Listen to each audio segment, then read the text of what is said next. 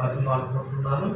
ఈరోజు కొన్ని నిమిషాలు దేవుడి వాక్యాన్ని మీకు అందించడానికి ప్రభు నాకు ఇచ్చిన ఒక చిన్న ఆలోచన ప్రణాళికను నేను ముందు ఉంచుతాను. అందరూ కూడా శ్రద్ధ కలిగి దేవుడి వాక్యాన్ని వినండి. తీయండి పరిశుద్ధ గ్రంథమైన బైబిల్లో నుండి హెబ్రీయులకు రాసిన పత్రిక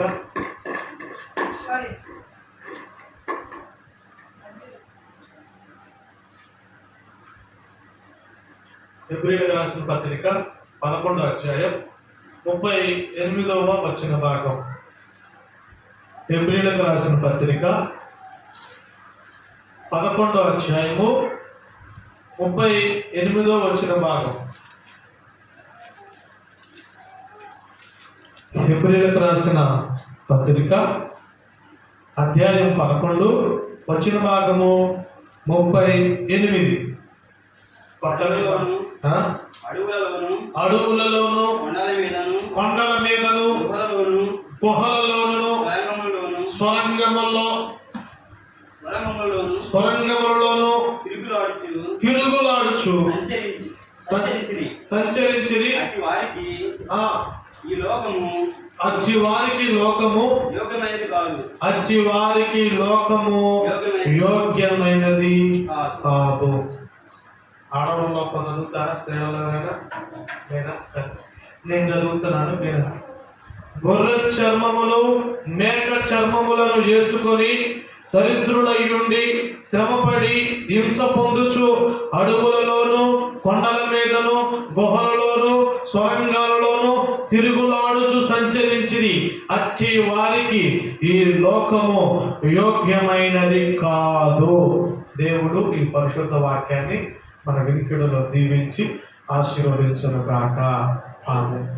ప్రియమైన దేవుని సంగమ, దేవుడి వర్గగా ఈ వాక్య భాగాన్ని ఒకసారి మనం ఆలోచన చేద్దాం. ఈ వాక్య భాగం మనకి ఏం తెలియజేస్తామంటే, ఇక్కడ అపోస్తుడైన పౌలు హెబ్రీయులకు రాసిన పత్రికలో కొన్ని ప్రాముఖ్యమైన మాటలు ఇక్కడ పొందుపరిచాడు.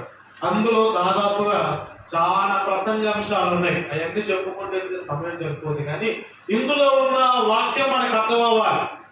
ఇందులో చదువుకునే లేఖన భాగంలో మనము విశిష్టతగా దేవుని యొక్క తలంపులు, దేవుని యొక్క ఉద్దేశము, దేవుడు మన పట్ల లేదా మనకు లేదా నీకు లేదా నాకు మనకి దేవుడు ఏం చెప్పబోతున్నాడు ఆ విషయాన్ని మనము తెలుసుకోవాలి. వాక్యాన్ని చదివాము, అందులో చాలా పాయింట్స్ ఉన్నాయి, చాలా అంశాలు ఉన్నాయి, చాలా పనులు ఉన్నాయి. అయితే అవన్నీ చెప్పుకోవడానికి సమయం లేదు కనుక ఒక్క విషయాన్ని చెప్తాను. ఈ పత్రిక రాయబడిన కాలం, అధ్యాయాలు వచ్చినాలు ఎన్ని చెప్పుకోవడానికి సమయం జరిగిపోదు కాబట్టి దూరంలోకి వెళ్తున్నాం. ఈరోజు మన ప్రసంగ అంశం వచ్చేసరికి గుహ. ఏంటి చెప్పండి? గుహ గురించి కొన్ని విషయాలు ఇక్కడ చెప్తున్నారు కదా. వారు దరిద్రుడై ఉండి శ్రమపడి హింస పొందుచు అడవుల్లోను కొండల మీదను గుహల్లోను స్వరంగాల్లోను తిరుగులాడు సంచరించి అచ్చి వారికి ఈ లోకము యోగ్యమైనది కాదు. గట్టిగా స్తోత్రం చెప్పండి. కొండల్లో తిరిగే వాళ్ళ గురించి చెప్పడం లేదు, స్వరంగాల్లో సంచరించే వారి గురించి కాదు, శ్రమ పొందుచు దరిద్రుడైన వారి గురించి కాదు, లేకపోతే శ్రమ పొందేది ఎవరో వారి గురించి చెప్పడం లేదు. గుహల్లో ఉండేవారు ఎవరు? గట్టిగా స్తోత్రం చెప్పండి.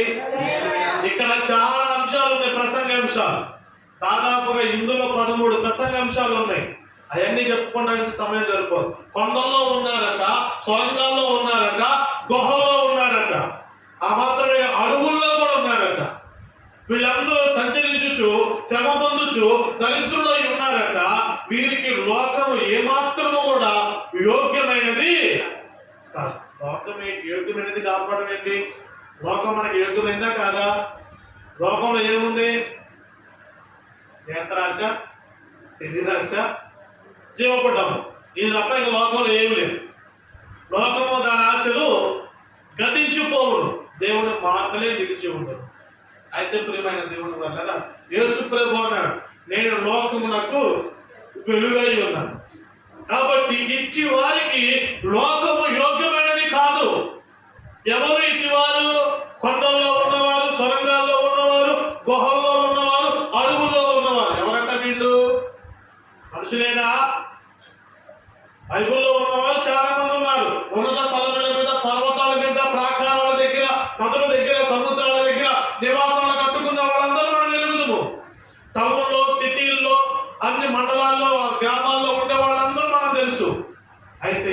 దేవుడి వాక్యం అంటాం గుహల్లో ఉండేవారి గురించి చెప్తాం. ఎవరి గురించి? గుహ. గుహ మన అంశం ఏంటిది? గుహ.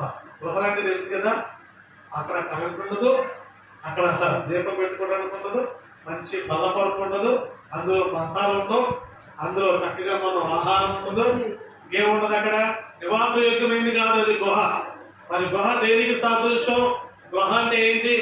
గుహ చూసారు ఎప్పుడైనా? సొరంగాలు కానీ గుహలు కానీ ఇక్కడ చూసారా? విజయవాడకి వెళ్తే విజయవాడలో గుహలు ఉంటాయి, ఇక్కడ గుర్తుకొండకి వెళ్తే గుర్తుకొండలో కూడా గుహలు ఉన్నాయి, వేలంలో గుహలు ఉన్నాయి. అవన్నీ చెప్పుకోవడానికి ఇప్పుడు సమయం జరుపుకోవాలి. కానీ బైబుల్లో ఉన్న గృహం, ఆ గృహ అంటే గృహ కాదు, గృహం. గృహం గురించి ఒక 4 విషయాలు మీకు తెలదాటగా చెప్తాను. చక్కగా బైబుల్లో ఉన్న వారందరూ కూడా తెలిసి పెట్టుకుని మొట్టమొదటి పాయింట్ రండి, గృహలో ఏముందో మనం చూద్దాం. వాక్యంలో నుంచి మొట్టమొదటిగా గృహను చూపిస్తాను. గృహము అన్నప్పుడు మీరు టికెట్ చక్కగా టిక్ పెట్టుకోండి. ఫస్ట్ పాయింట్ 1 చదువుతున్నాను. 1 సమూయేలు గ్రంథము 13వ అధ్యాయము 6వ వాక్యం. 1 Samuel chapter 13 verse 6. 1 సమూయేలు గ్రంథము 13వ అధ్యాయము 6వ వచనం. ఇశ్రాయేలీయులు దిగులు పడుచు వచ్చి ఇరుకులో ఉన్నట్లు తెలుసుకొని అంతేకాదు ఎక్కడ? గుహలలోను, పొదలలోను, ఎక్కడ? మెట్టలలోను, ఉన్నత స్థలములలోను, కోపములోను గట్టిగా స్తోత్రం చెప్పండి, గట్టిగా చెప్పండి. హల్లెలూయా.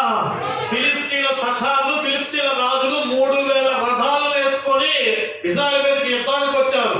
6000 రౌతులను 3000 రథాలను తీసుకొని యుద్ధానికి వచ్చినప్పుడు వీళ్ళందరూ అంటే కలవరపడ్డారట. కలవరపడి భయపడిపోయి ఎక్కడ దిగారో తెలుసా? వీళ్ళందరూ ఈలకాలంలో నుంచి ప్రయాణం ప్రారంభమయ్యి ప్రాణాలు కాపాడుకోవడానికి అందరూ కూడా తప్పించుకునే మార్గాల్లో ఉన్నప్పుడు కొంతమంది కోపంలోను, కొంతమంది కట్టల్లోను, కొంతమంది గుహల్లోను, కొంతమంది ఎక్కడయ్యా మెట్ట, కొంతమంది ఉన్నతమైన స్థలంలోను అందరూ దాక్కున్నారు. దానికి ముందు చెప్పబడిన మాట ఏంటంటే వీళ్ళందరూ కూడా చదువున్నాను ఒకసారి ఫస్ట్ నుంచి పైనుంచి ఇరుకులో ఉన్నామని, ఇజ్రాయేల్ అందరూ ఇరుకులో ఉన్నామని గ్రహించారట. ఎక్కడ ఉన్నారట? ఇరుకులో. వారికి ఎంత భయం కదా ఉండాల్సింది, వారికి శత్రు భయం కదా ఉండాల్సింది. ఇరుకు ఏంటి? కుటుంబంలో ఎక్కువగా వచ్చే సమస్యలు ఏంటండి? కుటుంబంలో బాగా వచ్చే సమస్యలు ఏంటి? ఇరుకు, ఇబ్బంది. ఈ రెండే బాగా ఉంటాయి. ఇజ్రాయేల్ అందరూ ఇప్పుడు అంటారు మేము ఇరుకులో ఉన్నాము, ఇప్పుడు నేను గుహల్లోకి వెళ్ళాలి, మెట్టల్లోకి వెళ్ళాలి, ఉన్నతమైన స్థలాల్లోకి వెళ్ళాలి, మేము అన్ని విషయాల్లో ఇప్పుడు గుహల్లోకి వెళ్ళాలి. గట్టిగా స్తోత్రం చెప్పండి. ఈ గుహల్లోకి ఇలా ప్రయోజనం దాక్కున్నారట. అంటే ఇదే గృహం తెలుసా? విశ్వాస సంబంధమైన గుహ. నువ్వు దేవుని సన్నిధిలో భద్రపరచబడాలి. నీ కుటుంబం ఇరుకు ఇబ్బందులో ఉండకుండా ఉండాలి. ఏమ్మా ఇరుకు ఇబ్బందులు లేని కుటుంబాలు ఏమైనా ఉన్నాయా? ఇరుకులో ఉన్నప్పుడు చూడండి భార్య ప్రవర్తన ఎలా ఉంటుంది. కొంచెం కుటుంబంలో ఇరుకు ఇబ్బందులు వస్తాయి, వచ్చినప్పుడు చూడాలట కన్ఫ్యూజ్ చేసిందంటే కన్ఫ్యూజ్ చేసింది. ఎందుకని? ఇరుకులో ఉండాలా? ఏంటి గోల ఏంటి, అదేంటి? విశాలంగా ఉంటే మనం బాగుంటారు. గట్టిగా స్తోత్రం చెప్పండి. ఇక్కడ దేవుని వాక్యం అంటుంది ఇశ్రాయేలు అందరూ మేము ఇరుకులో ఉన్నామని. వారందరూ ఎక్కడికి వెళ్ళారు? గుహల్లోనికి, మెట్టల్లోనికి, ఇంకా అదే పొదల్లోనికి కూడా వెళ్ళారట. పొద గురించి ఒకసారి మీకు చాలా సార్లు చెప్తారు, కోపం గురించి చెప్తారు, పొదల గురించి చెప్తారు. అయితే ప్రియమైన దేవుడి సంగమా, దేవుడు చెప్తున్నారు కోపం వారు గుహల్లోకి వెళ్ళారు. గట్టిగా స్తోత్రం చెప్పండి. ఈ రోజు ఎటువంటి విరుకులో ఉన్నా, ఎటువంటి ఇబ్బందిని జీవితంలో ఉన్నా, అనేకమైన సమస్యలు కూడా నీ ఆత్మీయ జీవితం, విశ్వాస జీవితం వెళ్తున్నా కానీ ఇదిగో విశ్వాసం అనే గృహలో ఉండాలి. విశ్వాసం అనే గుహలో ఎప్పుడైతే ఉంటావో విశ్వాసం పరిపూర్ణం అవ్వాలి, విశ్వాస పరిపక్వత చెందాలి. ఇదే గృహమో చెప్పనా? విశ్వాస సంబంధమైన గృహం. అంటే ఏంటో తెలుసా? దేవుడిని భద్రపరిచే 6000 రథాల నుంచి, 3000 రథాల నుంచి, 6000 రౌతుల నుంచి ఇజ్రాయేల్ అందరూ ఎక్కడ దాచారు తెలుసా? వాళ్ళకున్న ఇరుకులో వాళ్ళందరినీ గుహలో దేవుడు దాచిపెట్టారు. భద్రపరిచే గృహ. ఏ గృహ? భద్రపరిచే గృహ. దానికి ఏముండాలి? నీ కుటుంబం భద్రంగా ఉండాలి, వస్తువులు భద్రంగా ఉండాలి, నీకున్న సమస్తం కూడా భద్రపరచబడాలి అంటే నీకేముండాలి తెలుసా? ఫెయిత్, విశ్వాసం ఉండాలి. ఏముండాలి? విశ్వాసం. విశ్వాసం లేకుండా దేవుడు దుష్టుడు అయ్యింది కదా. అసలు విశ్వాసం లేకుండా ఎవరు ఎక్కడ ప్రభుని చూసినప్పుడు వారికి కొడకుండా వారి దేవుడి కార్యాలు విశ్వాసం ఉండాలి.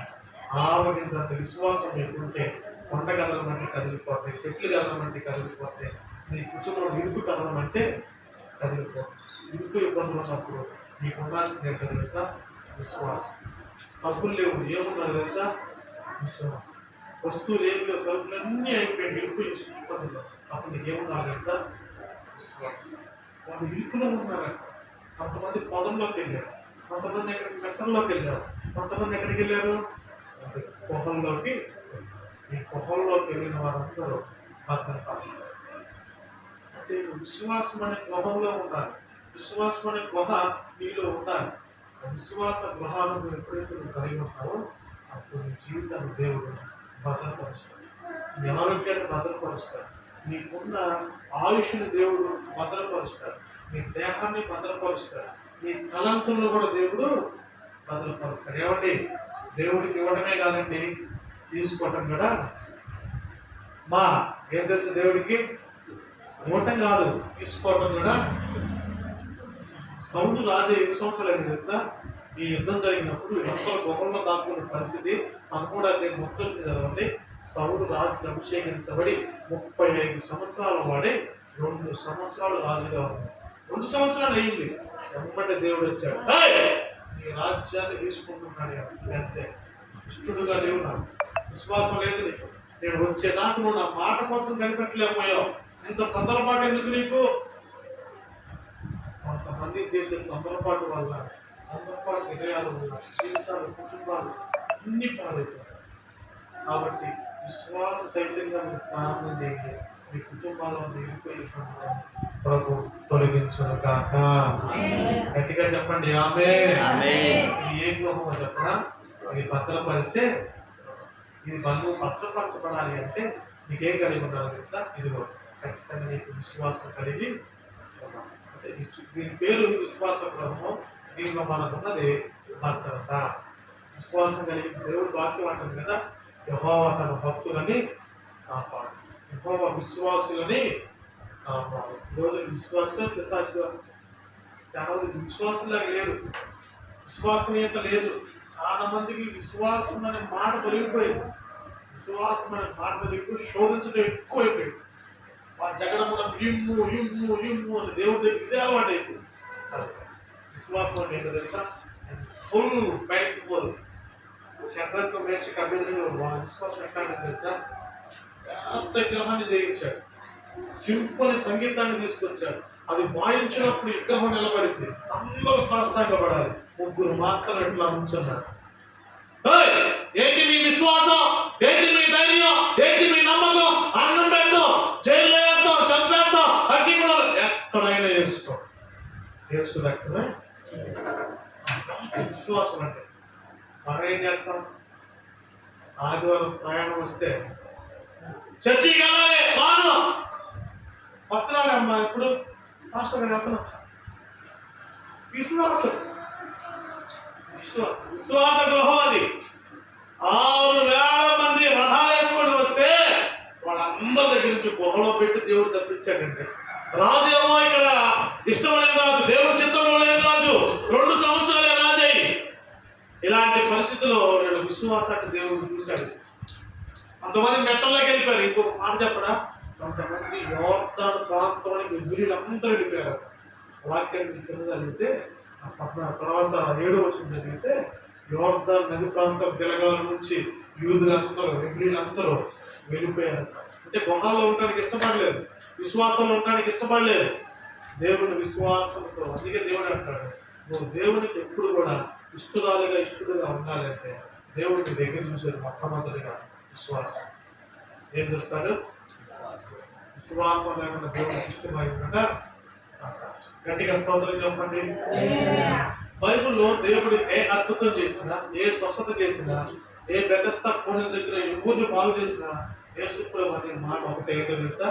నీ విశ్వాసమే నిన్ను బాగు చేసి, నీ విశ్వాసమే నిన్ను స్వస్థపరిచి, నీ విశ్వాసమే నీకు మేలు కలగజేసి. కాదా, నీ విశ్వాసమే నేను బలపరుచుకుని తప్ప నా మాటలు కాదు, లేకపోతే వేరే వేరే వాళ్ళ ఉప్పొందించే మాట.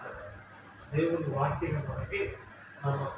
గట్టిగా స్తోత్రం చెప్పండి, గట్టిగా చెప్పండి హల్లెలూయా. వారి విశ్వాసం ఏంటో తెలుసా? అగ్నిలో వేస్తానే ఉన్నా కానీ ఏమాత్రం జమకుండా, రాజా నీకు సమాధానం చెప్పాలని చింత మాకు లేదు, మా దేవుడు అగ్నిలో పడినా కాపాడటానికి సమర్థుడే, ఒకవేళ కాపాడకపోయినా నేను మాత్రం ప్రతి ఒక్క నమస్కారము. ఎటువంటి తీర్మానం అంటే ఎటువంటి తీర్మానం. ఇప్పుడు ఇంత చక్కగా వాక్యం ఉంటున్నారు. దేవా నీ మందిరంలో కూర్చుంటానయ్యా, బయటికి వెళ్ళను, వాక్యం అయిపోయినా నిలబడతా అని చెప్పి నాకెళ్ళి చూస్తాను. నీ నమ్మకం వచ్చి అన్నారు అనుకో, మొత్తం ఎప్పుడు చూస్తారు. ఒక చిన్న బొద్దికి వచ్చిందనుకో, మాటలు కూడా లెక్క లేదు, మొత్తం కావాలి. ఎందుకని? అంత విశ్వాసం. గట్టిగా స్తోత్రం చెప్పండి, గట్టిగా చెప్పండి హల్లెలూయా. విశ్వాస సంబంధమైన గృహలో ఉండాలి, అప్పుడు నువ్వు భద్రపరచబడతావు. నీ కుటుంబం, నీ ఆస్తి, నీ పాడి, నీ పంటలు అన్ని కూడా దేవుడు భద్రపరుస్తాడు. గట్టిగా స్తోత్రం చెప్పండి. రెండు పాయింట్ నెంబర్ 2, 18వ అధ్యాయం మొదటి రాజుల గ్రంథము. విష్ణు బాబు, మొదటి రాజుల గ్రంథము అధ్యాయం 18 వచ్చిన భాగము 4. First Kings chapter 18 verse and 4. మొదటి రాజుల గ్రంథము అధ్యాయం 18 వచ్చిన భాగం 4. బైబిల్ దీంట్లో రాదా నేర్చుకున్నాను, చదవండి. యెజెబెలు యెహోవా ప్రవక్తలను నిర్మూలన చేయుచుండగా అందులో గుహలో 50 మందిని 100 మందిని దాచి అన్నపానములిచ్చి గట్టిగా స్తోత్రం చెప్పండి, గట్టిగా చెప్పండి. యెజెబెలు ఒక రాణి అహాబు భార్య ప్రవక్తలందరినీ, సేవకులందరినీ చంపాలని చెప్పి ఒక పన్నాగం పన్ని ఎవరు మిగలకూడదు, అందరూ నిర్మూలన చేయాలని ఒక అక్కడం కట్టుకొని శాసనం పెట్టి పాస్టర్లని, సేవకుల్ని ఏరి మొత్తాన్ని చంపుతుంటే ఒబద్యా అనే ఒక భక్తుడు ఉన్నాడు, ఒబద్యా అనే ఒక సేవకుడు ఉన్నాడు. ఒబద్యా అని అహాబు దగ్గర గిన్నె పాత్ర అందించే ఒక ఉపచారం చేసేవాడు ఉన్నాడు. ఆయన ఏం చేశాడు తెలుసా? వచ్చే తమ్ముడితో, వచ్చే పెద్దలతో, వచ్చే శాంతితో 50 మంది ప్రవక్తలను, 100 మంది ప్రవక్తలను ఒక గుహలో దాచిపెట్టి జీతం మొత్తం ఖర్చు పెట్టి వారికి అన్నపానాలు ఇచ్చి వారిని పోషించాడు. గట్టిగా స్తోత్రం చెప్పు, గట్టిగా చెప్పు. ఒక్కడ చేసిన పనిది ఎవరైనా ఒబద్యా 100 మంది ప్రవక్తలు దాచిపెట్టి ఏడుస్తున్నాడు. యెజెబెలు దగ్గర పని చేసేది, వాళ్ళ భర్త అహాబు దగ్గర పని చేస్తున్నాడు. నేను 100 మందిని దాచానని ఏమాత్రం తెలిసినా నా మెడకాయ మీద తలకాయ ఉండదు. ఏంటి ప్రభు అని ఏడుస్తున్నప్పుడు దేవుడు అంటాడు, నేను ఏర్పాటు చేసుకుంది ఎందుకో తెలుసా? ఒబద్యా నిన్ను తల్లి గర్భంలో నిర్మించింది ఎందుకో తెలుసా? ఈ 100 మంది ఈ రోజు నీ చేత పోషించబడాలి. గట్టిగా స్తోత్రం చెప్పు. ఈ రోజు దేవుడు నిన్ను నిర్మించిన కారణం ఏంటో తెలుసా? ఇంకా నేను బ్రతికొచ్చడానికి కారణం ఏంటో తెలుసా? ఇంకా నీవు నేను బ్రతుకుంటానికి కారణం ఏంటనుకున్నావా? అయ్యో దేవుడు పని చేయటానికి మాట, లేకపోతే ఎప్పుడో దుమ్ముకి దూడిగా గాలిగా కొట్టుకుపోవాల్సిన మనము ఈ రోజు నేను బ్రతుకున్నామంటే దేవుడి యొక్క మహా గొప్ప. ఒబద్యా బాధపడుతున్నాడు, ఎక్కడో కాదు పనిచేసేది, వాళ్ళ ఇంటిలోనే. యెజెబెలు భర్త అహాబు దగ్గర గిన్నె దించేవాడు ఒబద్యాను వాడుకున్నాడు. దాచిపెట్టు, గుహలకెళ్ళు, గోడలు పెట్టు, నీ చేతం మొత్తం ఖర్చు పెట్టు, వాళ్ళకి అన్నపానాలు ఇచ్చి వాడిని పోషించు. 100 మంది సేవకులు చేసే ప్రార్థన ఒకటే, అయ్యా ఒబద్యాను కాపాడకపోతే 100 మంది పాస్టర్లు చచ్చిపోతారయ్యా. 100 మంది చచ్చిపోతే ఇస్రాయేలు ప్రజలకి సువార్త చెప్పేవాళ్ళు ఉండరు, వాక్యం చెప్పేవాళ్ళు ఉండరు. ఒక్కరిని కాపాడయ్యా అని ప్రార్థన చేశారు. ఇప్పుడు 100 మంది ప్రార్థన ఎవరి కోసం? ఒక్కడి కోసం. ఒక్కడి త్యాగం ఎవరి కోసం? 100 మంది కోసం. మనకేమో సినిమా 100 మందిని పంపించు, 100 మంది పంపించు. ఇది 100 మంది అంటే. రాజు దగ్గర ఉంటానే గుహలో దాచిపెట్టి పొద్దున సాయంత్రం వరకు అన్నపాలు ఇచ్చి పోషించి నా కోసం ప్రార్థన చేయండి, నేను మీకోసం యాగమైపోతా. గట్టిగా స్తోత్రం చెప్పు, గట్టిగా చెప్పు.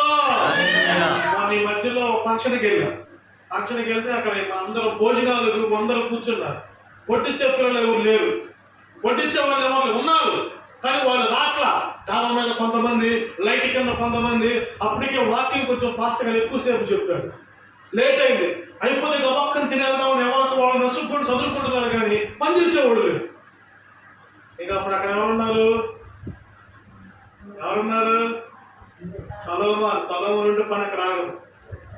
అమ్మటే బైబుల్ పక్కన పెట్టి షర్టు మడిసి అప్పుడు వడ్డిద్దామని మీద కానీ మనిషిని కదా అక్కడ కొమ్ములు వడ్డిద్దాం తీసుకొని వెళ్ళి ఈ బేజను పట్టుకొని కొనగిన పట్టుకొని మొత్తం వడ్డించాను. పాస్టర్ గారు వడ్డిస్తాను అంటారా అని చెప్పి అందరూ వచ్చి పాస్టర్ గారు మీరు కూర్చోండి. ఇప్పుడు ఎంతమంది వచ్చారు? అప్పుడు దాకా ఏమైంది? అప్పుడు వాళ్ళు తిని వెళ్ళిపోతాను, వాళ్ళు వడ్డించుకుంటారు, వాళ్ళ పక్షంగా మనకెందుకు అనుకుంటారు. కాబట్టి పని చేయటానికి మనం ఒక్క బేషన్ పట్టుకున్నా చేయి పెట్టుకుంటారండి అని చెప్పి 4 ఆశ అంతే. ఎప్పటి నాని వచ్చాడు, చంటి వచ్చాడు, అబ్బా వచ్చి వాళ్ళు వీళ్ళు అందరూ వచ్చి 11 దాకా వడ్డించారు. గట్టిగా స్తోత్రం చెప్పు. అప్పుడు దాకా ఎట్లా అయితే అనుకున్నారు పని, వడ్డించే వాళ్ళు ఎవరనుకున్నారు? బాధపడ్డారు. ఏమైందో? ఏమీ కాదు, ఒక్కరిని బట్టి దేవుడు 100 మందిని పోషిస్తాడు. గట్టిగా స్తోత్రం చెప్పు. 100 మంది గుహలో ఉండి ప్రాణాలు గుప్పెట్లో పెట్టుకొని ఎగ్గిపోయిన ఒక స్త్రీ చేతిలో చచ్చిపోవడం అవమానకరం అని బాధపడుతుంటే ఒక్కడిని పిలిచి 100 మందికి ఆహారం తీసుకొని వెళ్ళు, వాళ్ళని ఆహారం ఇచ్చి పోషించు అంటే ఒక్క ఉపద్య వచ్చి 100 మందికి ఆహారం పెట్టి భార్యని పిల్లల్ని పట్టించుకోలేదండి. భార్య అంటుంది, నేను పనిచేసి వచ్చిన డబ్బులు ఉన్నాయి, అవి కూడా వాళ్ళకే తీసుకెళ్ళి. గట్టిగా స్తోత్రం చెప్పు. ఈ 100 మందిని బట్టి అక్కడ కాపాడిన తర్వాత దేవుడు ఏలియా ఇక నువ్వు లే, 100 మందిని ఉపద్య కాపాడాడు, యెజ్బెలు బయలుదేరింది, నువ్వు వెళ్ళి ఆ 100 మందితో మాట్లాడి ఇప్పుడు నీ దేవుడు నా దేవుడు తెలుసుకుందామని ఒక సవాల్ అన్నాడు. అప్పుడు ఏలియా దగ్గరికి దేవుడు వస్తాడు. వచ్చిన తర్వాత మాట్లాడే మాట తర్వాత పాయింట్ చెప్తా. గట్టిగా స్తోత్రం చెప్పు, గట్టిగా చెప్పు. గుహలో ఉన్న 2వ అనుభవం ఏంటో తెలుసా? దేవుడు పోషిస్తాడు, నువ్వు భయపడద్దు, నువ్వు దిగులు పడద్దు, నువ్వు ఎప్పుడు కూడా విశ్వాసాన్ని కోల్పోవద్దు. ఏం కోల్పోవద్దు? విశ్వాసాన్ని ఎప్పుడు కూడా 100 మంది విశ్వాసం ఏమాత్రం కోల్పోరా, 100 మంది భక్తి ఏమాత్రం కోల్పోరా, 100 మంది భయము యెజ్బెలు గురించి కాదు, ఇప్పుడు ఉపద్య గురించే భయం అంట. గట్టిగా స్తోత్రం చెప్పు. అక్కడే బతకాలి. వాళ్ళు బతికి ఎంతమంది బతుకుతారు? గట్టిగా స్తోత్రం చెప్పు, గట్టిగా చెప్పు, గట్టిగా చెప్పు. నువ్వు బతికితే నీ ఇంట్లో అందరికి సంతోషం ఉండాలి, నువ్వు ఉంటే నీ కుటుంబానికి మేలు ఉండాలి. నువ్వు ఎక్కడ పోతాడే ఉంటావు, నాకు తెచ్చుకున్నాడు ఏముంది జీవితం. పోయిన తర్వాత పట్టేవాళ్ళు అడుగులు కూడా ఉండరు. గట్టిగా స్తోత్రం చెప్పు. దేవుడు పోషిస్తాడు, అంతే నమ్మకంతో ఉండు. ఇదే ఏలియా, ఇదే ఎడవరాల దగ్గరికి, ఇదే ప్రాంతంలో యెజ్బెలుకి భయపడి వెళ్ళిపోతే షినేమీలు అనే వెధవరాలు ఏం చేసిందామా? 2 రొట్టెలతో ఎన్ని సంవత్సరాలు బతికారు?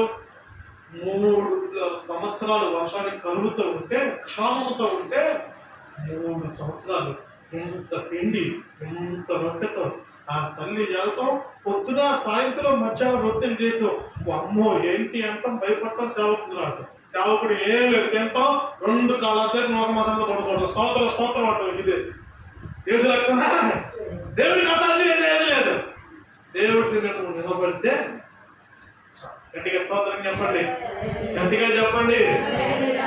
ఇది ఏ గొప్ప తెలుసా? పోషించే గొప్ప. దేవుడు పోషిస్తాడు.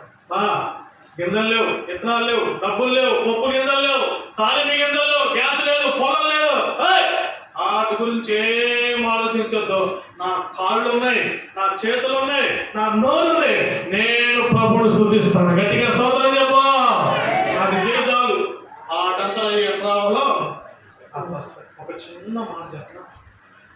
ఇక్కడ ప్రార్థన అయిపోయింది. రేపు ఫాస్ట్ ఇంటికి వెళ్తే లేదు అట్లా ఉంటుంది పరిస్థితి. డోక్రా 6,700 కట్టాలి. రూపాయలు కూడా లేదు. ఆ దగ్గర ఉండేది ఇంకా మోకాళ్ళు, చేతులు, నోరు. ఇదే బైబిల్. అయ్యా వంగడం నేను చేయాల్సింది నేను చేసి వచ్చా. ఒకరోడు వస్తున్నారు బయట లేవు. వాళ్ళు వచ్చి చిచ్చినా పడతా, కూర్చున్నా పడతా, ఏం చేస్తాం మాకు తెలియదు అని చెప్తే మా డోక్రా వచ్చి పాస్టర్ గారు అందరు ఇచ్చారు మళ్ళీ వాళ్ళ కూతురు వచ్చి పక్కన మనోరాలు వచ్చింది. అవా పాస్టర్ గారు బిలు అంటున్నా మాట్లాడుతున్నారు. పాస్టర్ గారు గురించి ఇక్కడే ఉన్నాడు రామ్మ. ఏంటమ్మా అన్నాయి ఆయన డబ్బులు కొడతాను నీకు చూడు 7,000 కొడతానన్నాడు. ఎవరైనా ఫైనాన్స్ ఇచ్చాను కొడతాను చూడన్నా వచ్చాడు. 7,000 నా అకౌంట్ పడ్డాడు. అంటే రా అమ్మ కొట్టేసి డాక్టర్ కట్టేసి నాకేం తెలియదు వాళ్ళు ఎందుకు వచ్చారో ఎవరు కొట్టారన్నా కొట్టాను. తీసుకుని డాక్టర్ కట్టేసి ఇది మొన్న నీకు వేరే వాళ్ళు ఇద్దాం అనుకున్నారన్న అప్పుడు అందలేదట, ఇప్పుడు ఇచ్చారు తీసుకున్నా. ఎట్టొచ్చింది? ఒక్క మాట నన్ను అన్నారా? నేను ఎక్కడున్నా? ఇంట్లో ఉన్నా, శుభ్రంగా టీ తాగా, ఆ పప్పు గిన్నెలు కూడా లేకపోతే ఏదో వండింది. మా తమ్ముడు వాళ్ళు వేసించారు, శుభ్రంగా తిన్నాను, పడుకున్నాను. పిల్లడిగా పక్కన నాన్న వేసుకొని పెట్టింది, శుభ్రంగా శుద్ధిస్తా ఉన్నాం. మేమైతే ఎట్లా కొట్టుకుంటాం, గిన్నెలు ఉండి వండుకుంటాం. అది ఆ బాపరాన్ని ఎట్లా ప్రభు అంటే ఇక తిరిగి నాకెంత వచ్చింది? మళ్ళీ 6,700 తిరిగి నాకు 300 వచ్చింది. వాళ్ళే వచ్చి 300 ఇచ్చింది. 6,700 ఇస్తేకి పోయినాయి. పోతే 300 7,000 పెట్టి 300 నా అకౌంట్లో మరి 300 వేసి రక్తమే దేవుడు చేసే కార్యాలు కంటికి కనపడం, చెవుకి కనపడం, హృదయానికి గోచరము.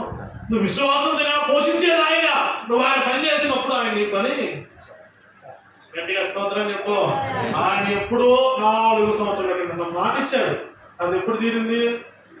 మొన్న తీరింది. అంటే నా కోసం ఎన్ని సంవత్సరాలు దాచిపెట్టాడు? 4 సంవత్సరాలు దాచిపెట్టాడు. అప్పుడు ఆయన ఎత్తాడని ఎంత? 1,000 2,000. ఇప్పుడు ఎంత ఇచ్చాడు? వడ్డీతో సహా ఇచ్చాడు. వేసినట్టునే గట్టిగా స్తోత్రం చెప్పండి. కాబట్టి దేవుడు పోషించేవాడు, అద్భుతాలు చేసేవాడు, ఆశ్చర్యాలు చేసేవాడు. నువ్వు భయపడద్దు, దేవుడి మీద ఆధారపడు. మోకాళ్ళై చేతులు పైకెత్తు, నోరు తెచ్చి ప్రభువును స్తుతించు. వాటంతా అయ్యే జరుగుతుంది కాక గట్టిగా చెప్పు.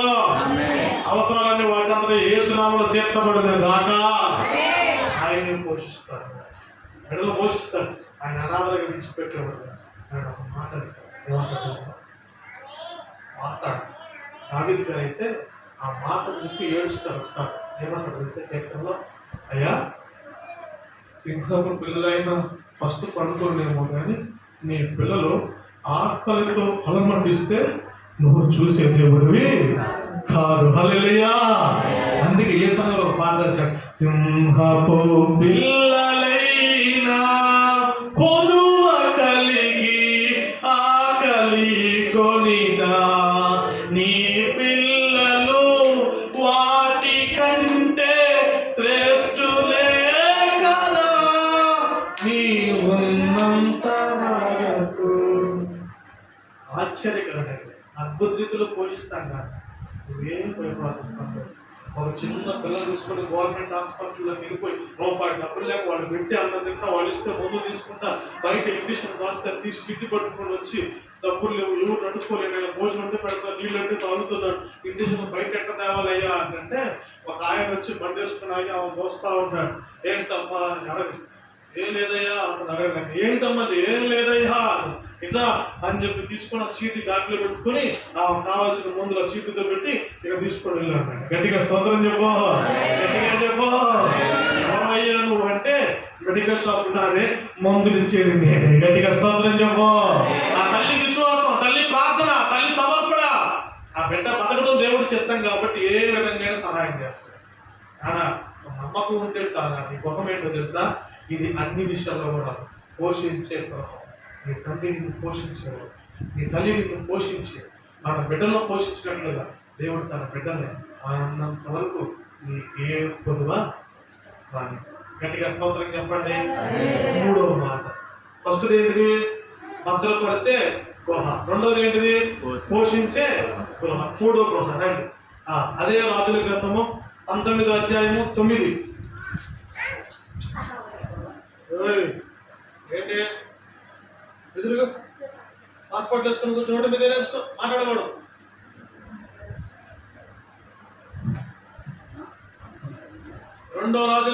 మొదటి రాజుల గ్రంథము 19వ అధ్యాయము 9వ వాక్యం. మొదటి రాజుల గ్రంథము అధ్యాయం 19 వచ్చిన భాగం 9. అచ్చటే చదవండి. అచ్చటనున్న ఆ గుహలో చేరి బస చేసెను. అందుకంతలో యెహోవా వాక్కు అతనికి ప్రత్యక్షమై, ఏలియా నిచ్చలు నిలిచి నువ్వేం చేస్తున్నావు అని అతను అడగగా, అతడు ఇశ్రాయేలు వారు నీ నిబంధనను త్రోసివేసి నీ బలిపీఠమును పడగొట్టి నీ ప్రవక్తలను ఖడ్గము చేత హతము చేసిరి. అబ్బో, సైన్యములకు అధిపతి దేవా యెహోవా కొరకు అబ్బో, ఎలా అంట, మహారోషము గలవాడినై నేనొక్కడను మాత్రమే మిగిలి ఉండగా. గట్టిగా స్తోత్రం చెప్పండి, గట్టిగా చెప్పండి. గుహలోకి వెళ్ళి ఏలియా బసవం చేశాడు. అక్కడికి వెళ్ళి భోజనం చేసి గుహలో దాక్కున్నాడు. 100 మందిని ఓబద్యా దాచిపెట్టాడు. ఓబద్యాని కలుసుకోవడానికి వచ్చిన దేవుడి వాక్కు గుహలో ఉన్న ఏలియా దగ్గరికి వచ్చింది. ఏలియా దగ్గరికి వచ్చి, ఏలియా ఇక్కడ నువ్వేం చేస్తున్నావంటే, నీ ప్రజలైన ఇశ్రాయేలు నీ నిబంధన విసర్జించారు, నీ బలిపీఠాలు తోసివేశారు, నీ ప్రవక్తలందరినీ చంపడానికి యెజబెలుకి సహాయం చేస్తున్నారు. ఇప్పుడు ఎవరు కూడా లేరు నీ కొరకు నిలబడడానికి. రోషముగా నేనొక్కడే మిగిలి ఉన్నాను. గట్టిగా చప్పట్లు కొట్టి దేవుని నామాన్ని మహిమపరచండి. హల్లెలూయా. రోషంగా ఉండడానికి నేనొక్కడే ఉన్నానని ఏలియా దేవుడికి చెప్తున్నాడు. ఎక్కడో తెలుసా? గుహలో. ఎక్కడ? ఇప్పుడు గుహలో ఏముంది? దైవ ప్రత్యక్షత ఉంది. రోషము కలిగిన సేవకుడు ఉన్నాడు, రోషము కలిగిన ప్రవక్త ఉన్నాడు. దేవుడు కొరకు నిలబడిన ఒక ప్రవక్త ఎక్కడున్నాడు తెలుసా? గుహలో ఉన్నాడు. అంటే గుహలో ఉన్న 3వ అనుభవం ఏంటో తెలుసా? దేవుని ప్రత్యక్షత, దేవుని యొక్క దర్శనము, దేవుని యొక్క సహవాసము. నీ ఇంట్లో దేవుడి సహవాసం ఉన్నదా? నీ ఇంట్లో దేవుడి స్పర్శ ఉన్నదా? నీ ఇంట్లో దేవుడి పాటలు ఉన్నాయా? నీ ఇంటిలో దేవుడి శృతి ఉన్నదా? నీ ఇంటిలో దేవుడికి ఆరాధన ఉన్నదా? నీ ఇంటిలో దేవుడిని మహిమపరచగలుగుతున్నావా? ఈరోజు నువ్వు ఆలోచన చేయాలి. అంటే ఏంటో తెలుసా? నీ ఇంట్లో పరిశుద్ధత ఉండాలి, నీ ఇంట్లో శుభ్రత ఉండాలి, నీ ఇంటిలో స్తుతి యాగం ఉండాలి, నీ ఇంటిలో స్తుతి కూటాలు ఉండాలి. అవన్నీ ఉన్నప్పుడే దేవుని ప్రత్యక్షత నీ పురాణంలో. గట్టిగా స్తోత్రం చెప్పండి, గట్టిగా చెప్పండి. ఏలియాతో దేవుడు చెప్తున్నాడు, ఎవరున్నారు అంటే అందరూ మిగిలారు, నీ కొరకు రోషముగా మిగిలిన వాడిని నేనొక్కడనే. గట్టిగా స్తోత్రం చెప్తావా? ఈరోజు నీ ఒక్క కుటుంబం అయినా దేవుడి కోసం నిలబడతావా? దేవుడిని స్తుతించేవారిగా ఉంటారా? దేవుడి కొరకు నిలబడే కుటుంబాలుగా ఉంటారా? మీరు కూడా ఇశ్రాయేలు వల్ల దేవుని నిబంధనలు త్రోసివేసి బలిపీఠాలు పడవేసి బయలుజము అనగా యెజబెలుతో కలిసిపోయారట. అందరూ యెజబెలుతో కలిసిపోయి అయ్యో దేవుడి ప్రవక్తను చంపడానికి సహకరించారు. ఎప్పుడు కూడా మీరు సేవకులు కానీ సేవకుల కుటుంబాలు కూడా ఎప్పుడు మనము వెళ్ళకూడదు. అందుకే నీ కోసం రోజు నేను ఒక్కటే ఉన్నానయ్యా అంటే ఇక వెళ్దాం కదా అని చెప్పి అప్పుడు దేవుడు తీసుకెళ్తాడు. ఏలియాని తీసుకెళ్ళి అగ్ని దించి బలిపీఠాలు రాయించి యెజబెలుని చంపి ఆహాబును చంపి, అబ్బా ఎన్ని యుద్ధాలు, రాజ్యం తారుమారైపోతుంది. నాన్న నీ కుటుంబం తారుమారు కాకుండా దేవుడు తీర్పు తీర్చబడక మునిపే నీ ఇంట్లో దేవుని ప్రత్యక్షత నిలుచును గాక, నీ ఇంట్లో దేవుని స్తుతి నిలబడును గాక, నీ గృహము నీతిమంతుల గృహంగా మార్చబడును గాక, నీ ఇంట్లో పరిశుద్ధతో నింపబడును గాక. అట్లా ఉన్నప్పుడే దేవుని ప్రత్యక్షత మన ఇంట్లో, మన పురాణంలో దేవుని సహవాసం ఇంట్లో ఉన్నారు. ఆరాధనకు వచ్చినప్పుడే కాదు, లేదా ఆదివారం వచ్చినప్పుడే కాదు, లేదా సేవకులు వచ్చినప్పుడే కాదు, ఈ టైంలో కూడా నీ ఇంట్లో దేవుడి సహవాసము సలహాలు. అందుకే అంటాడు జక్కయ్య, నువ్వు చెట్టు దిగు త్వరగా, నేడు నేను నీ ఇంట్లో ఉండవలసి. హల్లెలూయా. ఇంట్లో దేవుడు ఉండాలి. దేవుడు ఉండాలంటే ఏం చేయాలి? ప్రార్థన చేయాలి, ఇంకా వాక్యం చదవాలి, ఇంకా ఇల్లు విశ్వాసం ఉండాలి, ఇంకా కాదు ఇల్లు శుభ్రంగా ఉండాలి. ఇంట్లో ఉదయకాలం, మధ్యాహ్న కాలం, సాయంకాలం స్తుతి నైవేద్యం ఉండాలి. స్తుతించే కుటుంబాలుగా ఉండాలి. ప్రార్థించే వారిగా, వాక్యం చదివేవారిగా, ఇంట్లో నిత్యము ఒట్లు ఇంట్లో బస్తాలు మూలన ఉన్నట్టుగా, ఇంట్లో కోళ్ళు తిరుగుతున్నట్లుగా, ఇంట్లో సామాన్లన్నీ ఉన్నట్లుగా అవన్నీ ఎప్పుడు శుభ్రంగా ఉండాలి. ఇంట్లో భూజంతా పోవాలి. ఇంట్లో చెప్పులన్నీ ఇంటి బయటే ఉండాలి, లోపల ఉండకూడదు. చీపులు కూడా బయటే ఉండాలి. నీ ఇంట్లో ఇప్పుడు బయట ఉన్నతమైన స్థితిలో ఉంది. ప్రతిరోజు ఒక ఉదయకాలం లేచి ప్రభు అలా చేసినటువంటి కుటుంబానికి దేవుడు ప్రత్యక్షత కలిగి అప్పుడు నీకు ఏ సంగతి నీతో మాట్లాడుతున్న దేవుడు ప్రారంభిస్తాడు. సాయంత్రం పూట అయితే స్నానం చేసి ప్రభుని కలుసుకోవాలి. ఉదయకాలం అయితే లేచి నోరు కడుక్కొని మొహం కడుక్కొని ప్రభుని సమీపించాలి. మధ్యాహ్నం కాలం అయితే ఆహారానికి ముందు ప్రభుని స్తుతించాలి. అలా చేసే కుటుంబం ఆ ప్రభుత్వం ఎలా ఉందని పరిశుద్ధమైన అప్పుడు ప్రభువును చూస్తాం. అప్పుడు ప్రభు తత్వం కలుగుతుంది. అప్పుడు ప్రభు యొక్క దీవెన దేవుని కుటుంబానికి ఖచ్చితంగా కలుగుతుంది. హల్లెలూయా, హల్లెలూయా. కాబట్టి ఫస్ట్ ఏముంది? గుహలో బత్తలు పరచబడే గుహ. రెండో గుహ ఏంటిది? పోషించే గుహ. నా మూడో గుహ ఏంటిది? పరిశుద్ధపరచబడిన అంటే నీ కుటుంబం పరిశుద్ధపరచ అంటే ప్రత్యక్షత కలిగిన గుహ. నాలుగు గుహ గురించి 4 గుహ దగ్గరికి యేసు ప్రభు వచ్చారు. వచ్చారు యేసు ప్రభు. చదవండి మాట. యోహాను సువార్త 11:38. చదువుతాను ఒకసారి. యోహాను సువార్త అధ్యాయం 11 వచ్చిన భాగం 38. యోహాను సువార్త కొత్త నిబంధనలో 11:38. అధ్యాయం 11 వచ్చిన భాగం 38. యేసు త్వరగా యేసు మరలా మూలుగుచు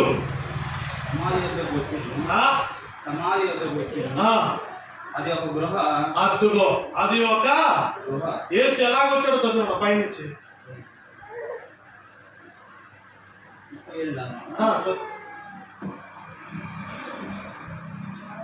వారిలో కొందరు 38. యేసు మరలా తనలో మూలుగుచు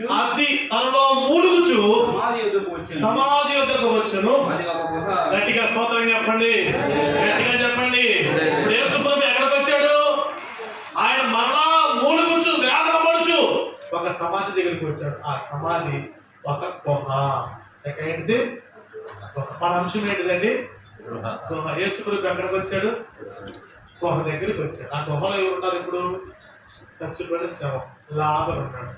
యేసు ప్రభు మీరు చున్నం కొట్టిన సమాధులు బయటికి బాగానే కనపడుతున్నారు, కానీ మీ హృదయం అంతా చెడిపోయింది, మనసు అంతా చెడిపోయింది. అయితే ఆ గుహ దగ్గరికి యేసు ప్రభు వచ్చి మూలుగుచు వేదన పడుచు ఉన్నాడు. అంటే నీ కొరకు ప్రభు నీ గృహ దగ్గరికి వచ్చాడు. గృహం అంటే నీ ఇల్లే, గృహం అంటే నీ విశ్వాసమే, గృహం అంటే నీవే, గృహం అంటే ఎవరో కాదు. ఈ 4 గృహ దేనికి సాదృశ్యం తెలుసా? పునరుద్ధారానికి సాదృశ్యం. గట్టిగా స్తోత్రం చెప్పు, గట్టిగా చెప్పు. ఆయన వచ్చి మూలుగుతున్నాడు సమాధి దగ్గర. అది ఒక గుహ, అందులో ఉన్నది ఒక శవము. దాన్ని సజీవంగా లాజరు బయటికి రానంగానే లాజరు బయటకు వచ్చాడు. ఆయన చెప్తున్నాడు, నా పునరుద్ధారానికి గురితే ఈ లాజరు. హల్లెలూయా. కాబట్టి యేసు ప్రభు ఆయన పునరుద్ధార శక్తిని నీకు, నీ కుటుంబానికి, నీ పిల్లలకి దేవుడు అనుగ్రహించవచ్చు. పునరుద్ధాన బలంతో ప్రభుని ఆరాధించాలి, కానీ పునరుద్ధాన బలాన్ని పొందుకోవాలి. అయితే ఈ డెఫినేషన్, ఈ వాక్యం ఇదంతా ఎక్కడ ఉందంటే ఆది కాండం. చదవదు. ఆది కాండం 23వ అధ్యాయం 9వ వచ్చిన భాగంలో ఉంటుంది. ఆ రిఫరెన్స్ రాసుకుంటే ఇంటికి వెళ్ళి చూసుకోండి. అక్కడ ఏముంటుందంటే చాలా చచ్చిపోతాడు. చచ్చిపోయినప్పుడు అబ్రహాం వెళ్తాడు. ఒక రాజు దగ్గర సాగిలు పడతాడు. శ్మశాన భూమి కావాలి అంటాడు. ఎక్కడ మట్టి చేసుకుందో ఒక సంపూర్ణమైన వెలకి ఈ దేశపు రాజు దాన్ని నాకు అమ్మాలి. నా పిల్లలు, నా పూర్వీకులు, నా తర్వాత నా జనరేషన్ అంతా కూడా ఆ సమాధంలోనే ఉండాలి. సమాధాన భూమిని అప్పుడు అబ్రహాం కొంటాడు. ఎండి నాణ్యాలు ఇచ్చుకొని ఆ సమాధిని తీసుకొచ్చి గుహగా మారుస్తాడు. దాన్ని ఈ వాక్యాలన్నీ మీకు తెలియాలంటే ఆది కాండం 23వ అధ్యాయము 9వ వచనం అక్కడ చదవండి. అబ్రహాము 23వ వచనం నుంచి 9 దాకా చదవండి. నేను చెప్పిన స్టోరీ అంతా అక్కడ ఉంటుంది. నేను చెప్పడానికి ప్రయత్నించేది ఏంటంటే యేసు ప్రభు మన కొరకు సమాధి చేయబడ్డాడు. యేసు ప్రభు మన కొరకు సీవేయబడ్డాడు. యేసు ప్రభు మన కొరకు తిరిగి లేచాడు. ఆ విషయాన్ని మనం నమ్మినప్పుడు మన గృహ ఎలా ఉంటుందంటే విశ్వాస సంబంధమైన గృహ, పోషించబడే గృహ, పరిశుద్ధత కలిగిన గృహ, పునరుద్ధానం కలిగిన గృహ. అంటే రేపో మాత్రం వేసి మేఘాలుగా వస్తున్నప్పుడు అందరూ ఎత్తబడేవాడిగా దేవుడు చేసి పునరుద్ధాన శక్తితో ప్రభు మనందరూ దీవించును గాక. తల వంచండి, చిన్న ప్రార్థన. అందరూ తల వంచి కళ్ళు మూసుకుంటారు.